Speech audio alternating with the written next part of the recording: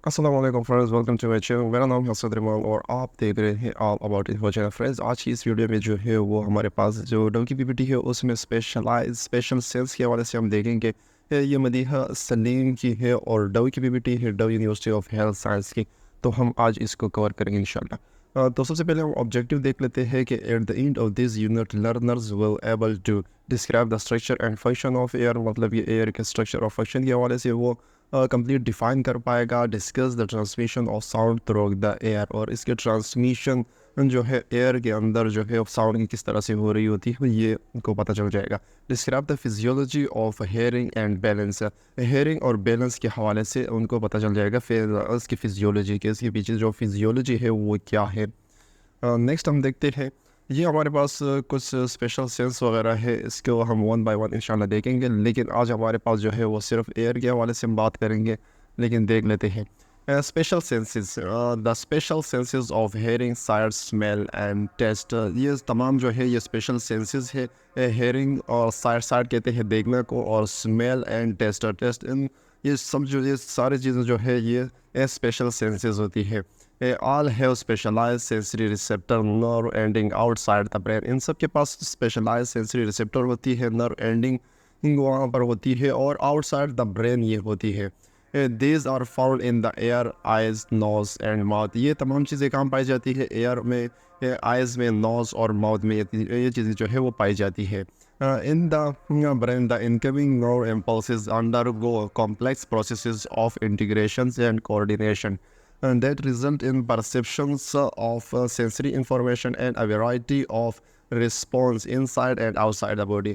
ये मतलब कि ये हमारे पास ब्रेन में जो इनकमिंग नर्व इम्पल्सेस आती है हमारे ब्रेन में, ये कॉम्प्लेक्स प्रोसेसेस के ज़रिए जो है हमारे ब्रेन में आती है। और एट द एंड जो है वो रिज़ल्ट क्या देती है कि उस चीज़ से हमें आगाही मिलती है कि ये चीज़ जो है वो मीठी है, खट्टी है, या किस तरह से है। चाहे वो इनसाइड द बॉडी हो या आउटसाइड द बॉडी हो, इससे हमें एक आगाही सी मिल जाती है। फॉर एग्जांपल, अगर हम कोई चीज़ खाते हैं, ज़बान पर जैसे ही रख लेते हैं तो हमारे माइंड को, हमारे ब्रेन को जो है वो सिग्नल पहुंच जाता है कि ये चीज़ मीठी है, तीखी है, या किस तरह के से है। तो इस चीज़ के हवाले से इसमें बात की गई है। नेक्स्ट हम देखते हैं specialise senses, comparing the general sense and the special sense. इन दोनों को कंपेयर किया है कि दोनों में दरअसल जो है वो डिफरेंस क्या है जनरल सेंसेस में और स्पेशल सेंसेस में। Including somatic sensation, tactile, thermal, pain and visual pain. ये सोमेटिक सेंसेशन है। टेक्टाइल मतलब है अगर आपको कोई टच करे, थर्मल कोई गर्म चीज़ आपके साथ लगे, या कोई पेन वगैरह हो, या विजुअल सेंसेशन का मतलब है कि आपके जिस्म में के अंदर जो है वो कोई इंटरनल पेन वगैरह हो रहा हो, तो उसके हवाले से आपको पता चल जाता है जनरल पेन में। स्पेशलाइज सेंस में अगर हम देखते हैं तो including smell, taste, vision, hearing and equilibrium. मतलब कि इसमें आपको स्मेल के हवाले से पता चलता है, टेस्ट के हवाले से, विजन देखने के हवाले से, विजन देखने कहते हैं कि देखने से आपको जो है ये भी स्पेशल सेंस में आता है। और हेयरिंग जो है आप सुनते हैं, या आप जिस्म जो है वो इक्विलिब्रियम होती है, मतलब कि बैलेंस मेंटेन होती है, तो उस ये हमारे पास स्पेशल सेंस में आ जाती है। Are scatter through the body. Scatter का मतलब है फैला हुआ, कि ये आपके जिस्म में पूरी तरीके से जो है ये फैले हुए है। और अगर हम स्पेशल सेंस के हवाले से देखें तो are concentrated in specific location in the head. ये सर के जो हमारे हेड है हमारा, स्पेसिफिक लोकेशन उनकी होती है, ये पूरे बॉडी पर फैली हुई नहीं होती है। आर रिलेटिवली सिंपल स्ट्रक्चर, अगर हम इसके हवाले से देखें तो ये एक सिंपल इसके स्ट्रक्चर हवाले से हम बात करें, सिंपल स्ट्रक्चर होता है जनरल सेंस के। और अगर हम स्पेशल सेंस के हवाले से देखें तो आर एनाटोमिकली डिस्टिंक्ट स्ट्रक्चर। अगर हम इसके स्ट्रक्चर के हवाले से देखें तो ये डिस्टिंक्ट होती है, मतलब इसका स्ट्रक्चर जो है वो एक ख़ास किस्म की होती है। फॉर्म कॉम्प्लेक्स न्यूट्रल पाथवे, और ये एक कॉम्प्लेक्स न्यूट्रल पाथवे जो है वो क्रिएट कर रही होती है। नेक्स्ट हम देते हैं anatomy of the ear. The ear is divided into 3 main region. Ear को जो है इसमें 3 हिस्सों में डिवाइड किया है। एक्सटर्नल एयर जो है वो कलेक्ट साउंड वेव्स, जो कि कलेक्ट करता है sound waves outside the body, या आप कहते हैं कि एनवायरनमेंट से जो है ये साउंड को जो है वो कलेक्ट कर रहा होता है।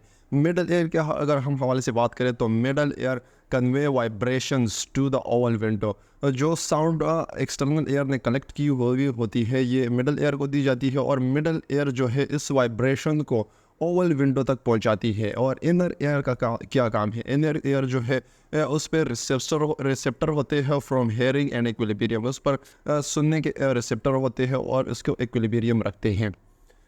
नेक्स्ट हम देखते हैं anatomy of the air. Air की एनाटॉमी देख लेते हैं कि एनाटॉमी हमारे पास क्या है। ये बाहर का साइड जो आउटसाइड था, हमारे पास एक बॉडी की आउटसाइड जो शो हो रही होती है, इसे हम पेना कहते हैं। या इसके अलावा हम इसको ऑरिकल भी कहते हैं, इस हिस्से को जो बाहर से आपको नज़र आ रही होती है। इसके बाद हमारे पास आता है एयर कनाल, जो इनसाइड ऑफ द बॉडी हो रही होती है। इसके बाद हमारे पास आता है एयर ड्रम। फिर ये जो बीच में शो हो रही है, जो सिग्नल आपको, जो एरो आपको शो हो रहा है, इसका हम मिडल एयर कहते हैं। और ये जो एक पाथवे से आ रहा है, ये हमारे पास नेज़ल पाथवे की तरफ आ रहे होते हैं, या ओरल की तरफ ये हमारे पास ये पाथवे आ रहा होता है। और इसके बाद हमारे पास आता है इनर एयर। इनर एयर के हवाले से, मतलब इन तीन हिस्सों के हवाले से हम बात करेंगे। सबसे पहले हमारे पास आउटर एयर, एक्सटर्नल एयर जिसको कहते हैं, फिर हमारे पास मिडल एयर आ जाता है, और लास्ट में हमारे पास जो है वो इनर एयर आ जाती है। नेक्स्ट हम देख लेते हैं, यही जो डायग्राम वगैरह जो है मज़ीद एक्सप्लेन किया हुआ है, आप देख लीजिएगा।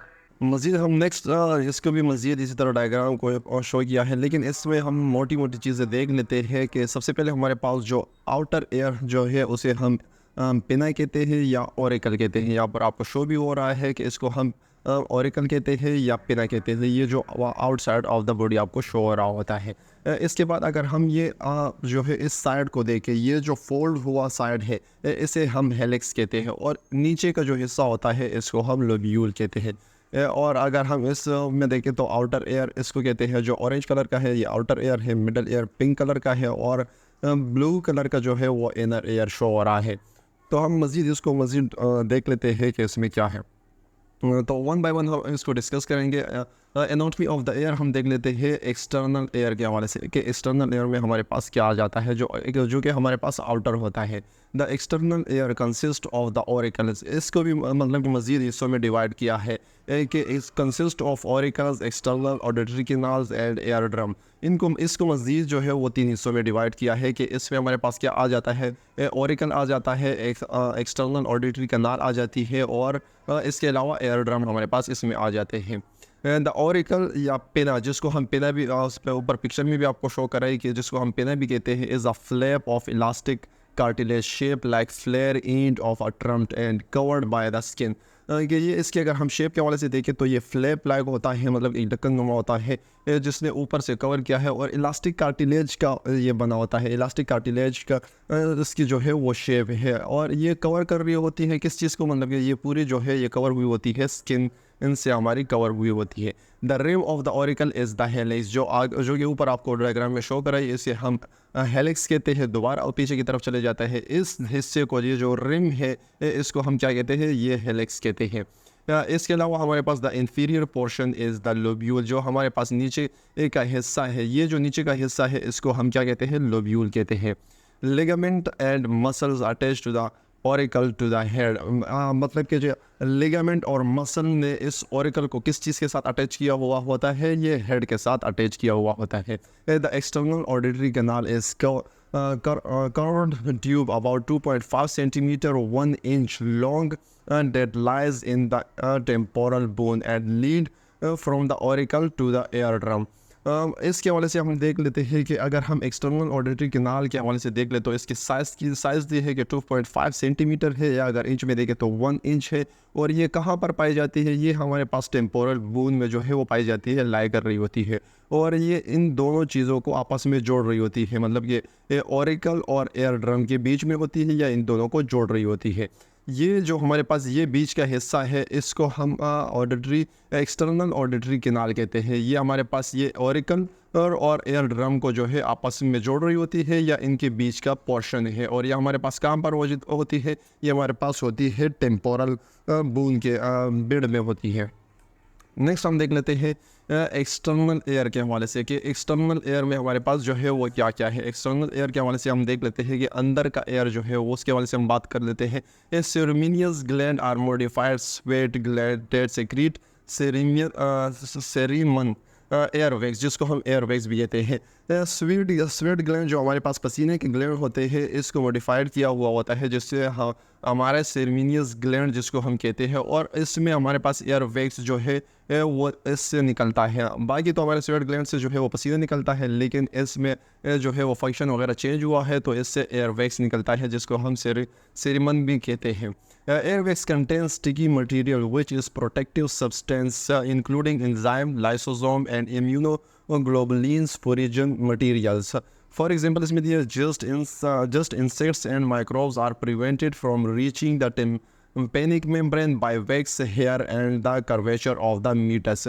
कि स्टिकी मटेरियल जो हमारे पास जो एयर वेक्स जिसको हम कहते हैं, या स्टिकी मटेरियल, वो स्टिकी मटेरियल होता है, चिपचिपा नुमा होता है, और ये प्रोटेक्ट करता है। किस चीज़ से हमें प्रोटेक्ट करता है वो भी देख लेते हैं। लेकिन इसमें क्या क्या पाया जाता है, इसमें जो हमारे पास होते हैं एंजाइम होते हैं, लाइसोसोम होते हैं, और इसके अलावा इम्यूनोग्लोबुलिन होता है, और फोरेन मटेरियल जो है क्योंकि बाहर से आ जाता है, टच हो जाता है, तो वो इस में होता है। ये हमें किस चीज़ से प्रोटेक्ट कर रही होती है, ये हमें डस्ट पार्टिकल से, जो फोरेन मटेरियल, जो फोरेन पार्टिकल होते हैं, इससे प्रोटेक्ट कर रही होती है, और माइक्रोब से, ताकि वो हमारे टिम्पेनिक मेम्ब्रेन तक ना पहुँचे। किस चीज़ की मदद से, ये वैक्स की मदद से इन चीज़ों को रोक दिया जाता है, ख़त्म कर दिया जाता है, या हेयर के हेल्प से जो है इसको रोक दिया जाता है, इन फोरेन मटेरियल को या फोरेन पार्टिकल्स को या माइक्रोब्स को। और इसके अलावा कर्वेचर ऑफ द मीटस के हेल्प से जो है इसको रोक दिया जाता है, ताकि हमारे टिम्पेनिक मेम्ब्रेन तक ना पहुंचे और हमें कोई नुकसान वगैरह ना हो, या कभी कोई इन्फेक्शन वगैरह ना हो।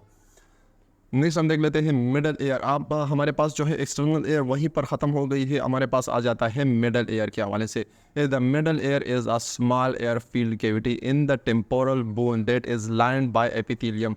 ये हमारे पास मिडल एयर जो है वो बीच का हिस्सा है, जहाँ पर ये छोटी सी जगह होती है जिसमें एयर फील्ड कैविटी होती है। ये मतलब कि एक छोटी सी कैविटी होती है जिसमें एयर जो है वो भरा होता है, और ये कहाँ पर होता है, टेम्पोरल बोन के बीच में होता है। और इसके अगर हम हवाले से बात करें तो ये इसकी अगर हम लाइनिंग के हवाले से देखें तो इस पे एपिथेलियम की लाइनिंग जो है हुई होती है, या एपिथेलियम ने कवर किया होता है, एपिथेलियम सेल्स या टिश्यूज से। It is separated from external air by the ear drum. ये जो हमारे पास है, ये एक्सटर्नल एयर को एयर ड्रम या एयर ड्रम के हवाले से हम बात करें तो एयर ड्रम के हवाले से इसको हमें अलग करता है। मतलब कि एयर ड्रम जो है वो एक्सटर्नल एयर को जो है इससे अलग करता है मिडल एयर से। And from the internal ear by a thin bony partition that contain two small membrane covered opening the oval window and the round window। और अंदर का हिस्सा, ये तो बाहर का हिस्सा के हवाले से हमने बात की कि एक्सटर्नल एयर किसके हवाले से ये जो है अलग हुआ होता है, एयर ड्रम के हवाले से। लेकिन अगर इंटरनल एयर के हवाले से हम बात करें तो ये बोनी पार्टीशन ने अलग किया होता है, और वहाँ पर एक दो छोटे छोटे टू स्मॉल मेम्ब्रेन होते हैं जो कि ओपनिंग वगैरह होती है, जिसको हम एक को हम ओवल विंडो कहते हैं और दूसरे को हम राउंड विंडो कहते हैं। इसके हवाले से इसने अलग किया होता है इंटरनल एयर को। मतलब कि इंटरनल एयर को ओवल विंडो और राउंड विंडो ने अलग किया होता है, और एक्सटर्नल एयर को एयर ड्रम से अलग किया गया होता है मिडल एयर से। नेक्स्ट हम देख लेते हैं the tympanic membrane completely separated the external acoustic meatus from the middle air. Tympanic membrane के हवाले से बात हो रही है। जो टेम्पेनिक मेम्ब्रेन है इसने हमारे एक्सटर्नल अकॉस्टिक मीटर्स को कम्प्लीटली सेपरेट किया होता है मिडल एयर से। मतलब ये अंदर के हिस्से से जो है वो बाहर का हिस्सा बिल्कुल इस टेम्पेनिक मेम्ब्रेन ने अलग किया होता है, जो कि आपको साइड में पिक्चर में शो हो रहा होगा। It is Oval shape. ये अगर हम इसके शेप को हवाले से देखें तो ये ओवल शेप का होता है, और इसकी एक तो मतलब कि इसको भी तीन हिस्सों में या तीन लेयर्स में जो है उसको डिवाइड किया है कि outer covering of hairless skin. अगर आउटर कवरिंग आपके देखें एक्सटर्नल अकॉस्टिक मीटर्स की तरफ, तो इसके जो है हेयरलेस होता है, मतलब इसकी कोई बाल वगैरह नहीं होते। मिडल एयर जो है वो फाइबरस टिश्यू से बना होता है, और inner lining of mucous membrane continue with that of the middle ear. मतलब कि इनर लेयर जो है वो हमारे पास किस चीज़ से बनी होती है, म्यूकस मेम्ब्रेन से बनी होती है, जो कि कंटिन्यू हुई होती है मिडल एयर के अंदर। मिडल एयर में भी जो है वो म्यूकस मेम्ब्रेन होता है, तो इसलिए इसको दोनों को कंबाइन किया गया है। Middle ear extended across the middle ear and attached to it by ligament are the three smallest bone in the body, the auditory ossicle, जिसको हम auditory ossicle कहते हैं। मतलब कि मिडल एयर में जो है वो अटैच हुई होती है लिगामेंट के ज़रिए। क्या चीज़ अटैच हुई होती है? 3 स्मॉलेस्ट बोन, जिसको हम ऑडिटरी ऑसिकल्स भी कहते हैं, which are connected by synovial joint, जो कि अगर हम इसके बीच में इनके बीच में जो है, अगर हम ये 3 बोन होती है, अगर इनके बीच में हम जॉइंट के हवाले से देखें तो साइनोवियल जॉइंट होता है, मतलब कि ये फ्रीली मूवेबल होती है। और यहाँ पर 3 बोन जो है वो पाई जाती है। वो कौन कौन सी बोन होती है? नीचे नाम दिया गया है। The bone named for their shapes are the malleus incus stapes attach to the internal surface of the ear drum. इसके 3 नाम दिए हैं कि जो 3 बोन होती है। सबसे पहले एक का नाम दिया है कि मिलस है, दूसरे का एंकस और तीसरे का स्टेपस। और ये सबसे स्मॉलेस्ट बोन भी है हमारे बॉडी के, attach to the internal surface. ये इंटरनल सरफेस से अटैच हुई होती है और एयर ड्रम से जो है वो अटैच हुए थे। उनके इंटरनल एयर और एक्सटर्नल एयर जो है इन बोन के ज़रिए जो है वो अटैच हुई होती है और ये मिडल एयर में पाई जाती है। नेक्स्ट हम देख लेते हैं इसकी शेप वगैरह दी है कि इन बोन के हवाले से मिडल एयर बोन्स, इन 3 बोन्स के नाम दिया है कि मिलस जो है वो हैमर टाइप है, हथौड़े के टाइप का है, और एंकल्स जो है एनविल टाइप है, और स्टेपस जो है वो स्टेरप टाइप जो है। ये मज़ीद मतलब कि एयर का एक कंप्लीट जो है वो डायग्राम से दिया है कि एक्सटर्नल, ये हमारे पास जो बाहर का है ये एक्सटर्नल एयर है, और अंदर की तरफ जो है इंटरनल एयर नहीं दिया है, लेकिन इनके बीच में जो है ये दोनों को जोड़ रही है। ये हमारे पास ये 3 बोन होती है, मेलस, एंकस और स्टेपस। स्टेपस हमारे पास हमारे बॉडी की जो है वो सबसे स्मॉलेस्ट बोन होती है। नेक्स्ट हम देते हैं this is irregular shape air filled cavity within the पेट्रस portion of the temporal bone. अगर हम इसके शेप के हवाले से देखें तो इर्रेगुलर होती है और एयर फील्ड ये कैविटी होती है टेम्पोरल बोन के अंदर। जो पेट्रस पोर्शन है इस जगह के हवाले से बात हो रही है, मतलब कि टेम्पोरल बोन जो है इसमें एक पोर्शन है जिसको हम पेट्रस पोर्शन कहते हैं। इसमें ये एयर फील्ड होती है और इर्रेगुलर शेप होती है। The cavity it content and their sacs which open out it are lined with either simple squamous और क्यूबॉइडल एपिथेलियम। इसकी जो कैविटी है वो कंटेंट हुई होती है और इसमें सेक्स एक गुच्छेनुमा होता है जो कि ओपन हो रहा होता है, और इसकी लाइनिंग जो हुई होती है वो किस चीज़ से हुई होती है? सिंपल स्क्वेमस या क्यूबॉइडल एपिथेलियम सेल से जो है उसकी लाइनिंग हुई होती है। अब हम देख लेते हैं इंटरनल एयर। इनर एयर के हवाले से हम देख लेते हैं, इंटरनल एयर भी कहते हैं या इनर एयर हवाले से बात करें। The internal air is also called the labyrinth, इसको हम लेब्रिंथ भी कहते हैं। ये एमसीक्यूज भी आ सकता है कि इंटरनल एयर का सेकंड नाम क्या है, या दूसरा इंटरनल एयर को हम क्या कह सकते हैं, तो उसका हमारे पास दूसरा नाम है labyrinth. Structurally it consist of 2 main division and outer bony labyrinth that encloses an inner membranous labyrinth। Outer bony labyrinth ने जो है वो कवर किया होता है 2 हिस्सों में। सबसे पहले तो डिवाइड किया है आउटर बोनी लेब्रिंथ और inner membranous labyrinth. Inner membranous labyrinth को किस चीज़ ने कवर किया है? आउटर बोनी लेब्रिंथ ने कवर किया हुआ है। The bony labyrinth is a series of cavity in the temporal bone divided into 3 areas. Bony labyrinth को जो है वो 3 हिस्सों में डिवाइड किया गया है टेम्पोरल बोन के, जो कि मजीद नीचे दिया है। सेमी सर्कुलर कैनाल जो कि ऊपर आपको पिक्चर में शो हो रहा होगा, इसको हम सेमी सर्कुलर कैनाल कहते हैं। वेस्टिब्यूल बोथ कंटेन रिसेप्टर, इसको हम कहते हैं cochlea contain receptor for hearing. ये 3 हिस्सों में जो है 3 एरिया में जो है इसको डिवाइड किया गया है। मजीद आगे देख लेते हैं। द इंटरनल एयर और labyrinth contain the organs of hearing and balance. The internal air में जो है या इंटरनल एयर या लेब्रिंथ हम इसको कह लें तो इसमें हमारे पास क्या पाया जाता है? ऑर्गन पाए जाते हैं जो कि हमारे हेयरिंग का काम करते हैं और हमारे बैलेंस का काम कर रहे होते हैं। It is describe in 2 part, इसको हमने जो है 2 हिस्सों में डिवाइड किया है, या 2 हिस्सों में इसको मजीद डिफाइन किया है, द बोनी लेब्रिंथ और द मेम्ब्रेनियस। इसको नंबर 1 को बोनी लेब्रिंथ कहते हैं और दूसरा हमारे पास जो है वो मेम्ब्रेनियस है। इसको हम 1 बाय 1 देख लेते हैं। The bony labyrinth, bony labyrinth के हवाले से अगर हम देख लेते हैं, this is a cavity within the temporal bone lined with periosteum. ये बोनी लेब्रिंथ जो हमारे पास कहाँ पाई जाती है? ये टेम्पोरल बोन में पाई जाती है। और अगर हम इसकी लाइन के हवाले से देखें कि उसके ऊपर किस चीज़ की लाइनिंग हुई होती है, तो पेरिओस्टियम की इसके ऊपर जो है वो लाइनिंग हुई होती है, और ये एक कैविटी होती है। नीचे हमारे पास दूसरा डायग्राम नहीं, दूसरा मतलब ये हेडिंग वगैरह नहीं दिया है, लेकिन ये मेम्ब्रेनियस लेब्रिंथ के हवाले से बात हो रही है। The membranosus labyrinth of the same shape that fits into it like a tube within tube between the bony and membranous labyrinth there is a watery fluid called perilymph, and within the membranous labyrinth there is a similar watery fluid in endolymph। सबसे पहले हमारे पास दो हिस्सों में divide किया है, बोनी labyrinth और membranosus labyrinth. Bony labyrinth जो है वो ऊपर होती है और मेम्ब्रेनियस लेब्रिंथ हमारे पास अंदर की तरफ होती है। इसका एग्जांपल दिया है कि एक ट्यूब है जिसके अंदर दूसरा ट्यूब है, इसके हवाले से इसके एग्जांपल दी हुई है। और इसके शेप क्या है अगर हम देखें तो ये इसके अंदर जो है वो फिट हुई होती है। और इन दोनों में जो है मज़ीद इसमें दिया है कि वाटरी फ्लूइड होता है। बोनी लेब्रिंथ में हमारे पास जो फ्लूइड होता है इसे हम पेरिलिम्फ कहते हैं, जो कि ऊपर पिक्चर में भी आपको शो हो रहा होगा। और अगर हम इसके मज़ीद देखें कि मेम्ब्रेनियस लेब्रिंथ में जो वाटरी फ्लूइड होता है इसे हम एंडोलिम्फ कहते हैं। ये दो नाम आपको लाजमी तौर पे याद होने चाहिए कि मेम्ब्रेनियस लेब्रिंथ में जो है वो एंडोलिम्फ पाया जाता है और बोनी लेब्रिंथ में हमारे पास क्या पाया जाता है, पेरिलिम्फ पाया जाता है। मज़ीद हम देख लेते हैं the bony labyrinth consist of. Bony labyrinth को मज़ीद डिवाइड किया है या मुश्तमिल किया है, मुश्तमिल है किस चीज़ पर, the vestibule, the cochlea, 3 semi circular canal होते हैं लाइंड विद हेयर सेल्स, और इसमें लाइनिंग भी होती है हेयर सेल्स की, जिसे हम मैकेनो रिसेप्टर या मैकेनो रिसेप्टर भी कहते हैं। इसको वन बाय वन देख लेते हैं। वेस्टिब्यूल, सबसे पहले हम वेस्टिब्यूल को देख लेते हैं। This is expanded part near is the middle air. ये एक्सपेंडेड पार्ट होता है और मिडल एयर के ये करीब होता है। The oval and round window are located in its lateral wall. Oval window और मतलब कि ओवल विंडो और राउंड विंडो जो है वो इसके लेटरल मतलब कि साइड की वॉल पर जो है दीवार पर पाया जाता है। It contain 2 membranosus sex, the utricle and the सकल।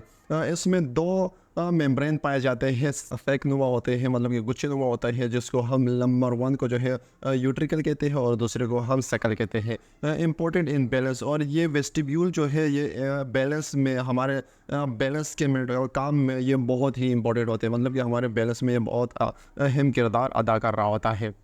नेक्स्ट हम देख लेते हैं cochlea. It is a snail shape, snail shell की तरह होता है। ये आपको साइड में पिक्चर शो हो रही होगी कि इसके शेप की तरह होता है।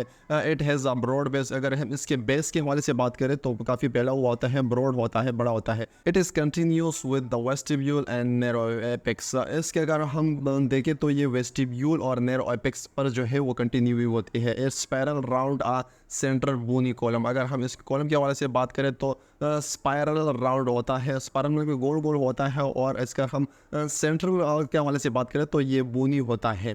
नेक्स्ट हम देख लेते हैं सेमी सर्कुलर कनाल होते हैं। सेमी सर्कुलर कनाल हमारे पास क्या है, there are 3 tubes arrange so that 1 is situated in each of 3 planes of space. मतलब कि हमारे पास 3 जो है वो 3 हिस्सों में इसको सेमी सर्कुलर कनाल को जो है वो डिवाइड किया है, लेकिन हर एक में जो है वो अलग से 3 प्लेन्स को जो है वो कवर किया होता है, उसमें पाए जाते हैं, मुश्तमिल होता है हर एक ने। मतलब कि अगर हम इसकी मज़ीद के हवाले से बात करें तो मतलब कि ये 3 नहीं, अगर हम इसके हवाले से बात करें तो ये 9 होते हैं। They are continue with vestibule, और ये वो कंटिन्यू होता है किस चीज़ के साथ, वेस्टिब्यूल के साथ जो है मज़ीद कंटिन्यू होता है। नेक्स्ट हम देख लेते हैं physiology of hearing and balance. ये छोटी सी वीडियो आपको शो कर रहा हूँ, इसको आप देख लीजिएगा, उससे आपको समझ आ जाएगा।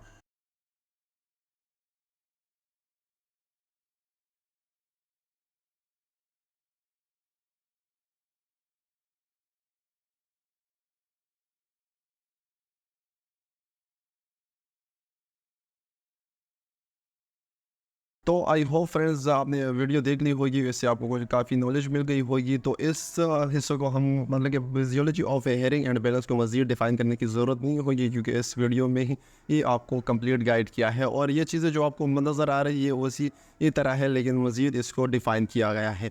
नेक्स्ट हम देख लेते हैं sense of hearing and equilibrium के। हमारे पास क्या सेंस है हेयरिंग और equilibrium. The ear is the organ of hearing. Air जो हमारे पास होते हैं ये एक ऑर्गन है किस चीज़ के, हेयरिंग के, सुनने के। हमारे पास ये एक ऑर्गन है। The air also contain receptor for equilibrium, और एयर में हमारे पास रिसेप्टर मौजूद होते हैं जो कि हमारे इक्विलिब्रियम का काम भी कर रहे होते हैं।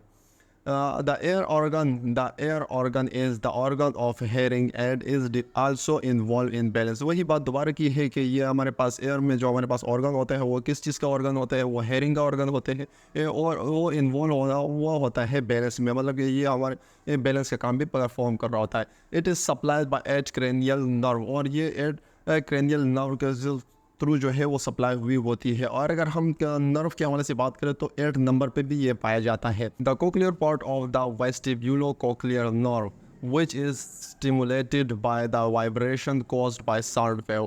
अगर हम कोक्लियर पार्ट को देखें तो ये वेस्टिब्यूल के साथ अटैच हुआ होता है, जिसको हम वेस्टिब्यूलो कोक्लियर भी कहते हैं, और इसके साथ नर्व अटैच हुई होती है, तो इसलिए हम इसको कोक्लियो वेस्टिब्यूलो कोक्लियर नर्व भी कहते हैं। which is stimulated by vibration cause by the sound wave, जो कि स्टिमुलेट हुई होती है किस चीज़ के ज़रिए, वाइब्रेशन के ज़रिए, जो कि साउंड वेव हमारे पास आ जाते हैं, तो उसके ज़रिए ये स्टिमुलेट हो जाती है।